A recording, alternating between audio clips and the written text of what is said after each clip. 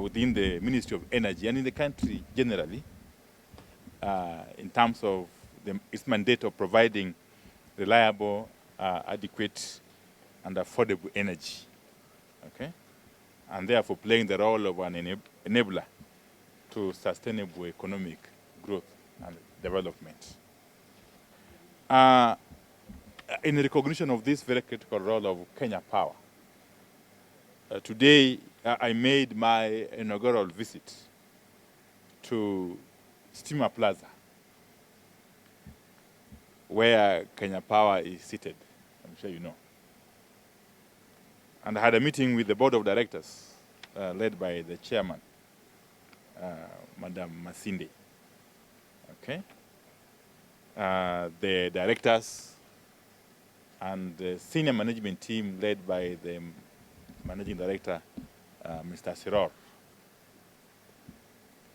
And later on, I had a chance also to address employees, a number of them. Okay? And thereafter, again, I had a chance, together with my team, including the PS, to visit the National Customer Call Center at Stima Plaza before we drove to this National Control Center in Dandora, as a way of getting understanding of what goes on. The board of directors and management, of course, appraised me on the Kenya Power and Lighting Company's 5-year strategic plan, complete with its current level of implementation. This was meant to help me appreciate the company's work and its alignment of strategies, policies, projects, and programs in support of various national, county, and sectoral strategies, policies, and programs.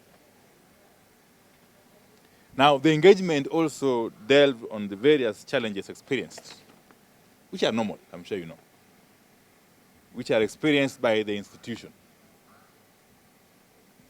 and legislative, policy, and operational initiatives that have been put in place or over which they are seeking support from other government agencies and departments to enable it to address them in a manner that resonates well with the aspirations and expectations of various stakeholders, and especially the consumers of Kenya Power product, which is electricity. As the interface between the ministry and the energy sector generally and the consumers or the customers, okay, in the entire value chain, expectations of the government and key stakeholders put a very high demand on Kenya Power, its board, management, and staff, to ensure that their strategies, policies, processes, internal culture, and practices remain ethical, effective, and customer responsive in a manner geared towards meeting and if possible, exceeding these stakeholders' expectations. The government, therefore, has reiterated its desire and commitment to the reform of strategic sagas, including KPLC, and for KPLC in particular, in order to transform it into an agile, technology adaptive, eco-friendly, ethical, and responsive customer-centric institution, playing a leading role in the country's vision of transiting to total green energy by the year 2030, in line with our Vision 2030 agenda, which I'm sure we are all conversant with. And of course, whilst I noted and commended the board and the management team and staff for the good work so far done. They're doing an excellent job, both at Steamer Plaza and in the field, including this National Control Center.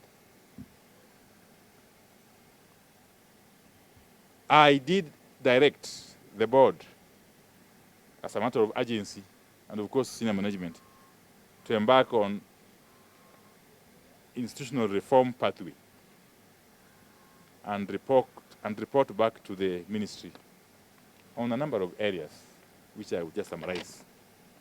Okay. One is on the area of improvement on operational efficiency, liquidity and balance sheet, to strengthen the institution and take it back to sustainable profitability. That we agreed, and we got very, very practical steps that the management and the board are going to take, and are taking already actually, towards that goal. Two is the implementation matrix, covering key projects and interventions with major impacts on the reduction of cost of energy to end users in the short and medium term. This matrix, of course, will include project challenges, resource requirements, timelines for completion, accountability, and expected outcomes. Three is on the area of technical and commercial loss reduction strategy, with timelines to reduce the current loss levels, which you know is about 24%. We are thinking if it can bring it down to the allowable level of 19.5% or thereabout, within 3 years, it will be fine. A report on technical, operational, human capital capacity of not just the National Control Center, but of the entire organization. Now, we did agree on that, because as you know, this is a very, very sensitive and strategic institution that requires to be optimally staffed. It requires to be resourced optimally at all times. So we agreed that we shall look at the gaps where they exist and what measures we can take to fill those gaps. Okay. There's also number 5, which is the issue of customer service improvement strategy. We took quite some time at the call center. And I was impressed, by the way, by the kind of infrastructure that we have in place. I'm sure a number of you are aware of the Kenya Pan Lighting call number, star 977 hash. Star 977 hash. Or if you call directly, you just call 9771. And they will capture whatever issues or concerns you have. And they will cascade them to the relevant offices and persons, and they will be attended to by those responsible offices. We want actually to have that system reinvigorated and to have that process of engagement with the public made more efficient with time. Okay? And if it means employing more resources or deploying more resources, we have to do so, so that the customer or the people remain at the center of our strategy, through and through.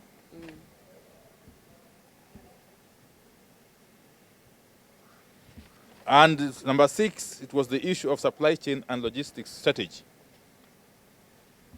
that would address the supply of critical materials and equipment at every stage. And I'm here referring to equipment and materials such as transformers, electricity poles, electricity meters, and so on and so forth. Cables and what have you. So that at every instance, the supply and stocks of these equipment and materials meet the demand. Meet the demand with a possible reserve. Okay? I have addressed the issue of the human capital. I don't want to reiterate it or belabor the point. And of course, there are areas where we agreed that the Kenya Power will continue to engage with sister companies such as KETRACO, especially on the area of shading off some of the transmission functions and infrastructure to KETRACO. Okay? So, all in all, we had a very, very, very fruitful engagement, right from Steamer Plaza, the call center, customer call center, and now the National Control Center here in the north. And I am confident that these measures that we've agreed upon with the board and management of Kenya Power, if implemented to the fullest possible extent, will have a very, very positive impact in terms of the capacity of the institution to deliver on its mandate, to execute its mandate for the benefit of the people. But going forward, we'll be seeing more and more focus on the customer. In other words, Kenya Power has committed to enhance its communication processes so that at every one instance, there is that communication between the company and its end users, for the customers. And there's a mechanism for harvesting feedback and acting on the same in a timely manner. Thank you.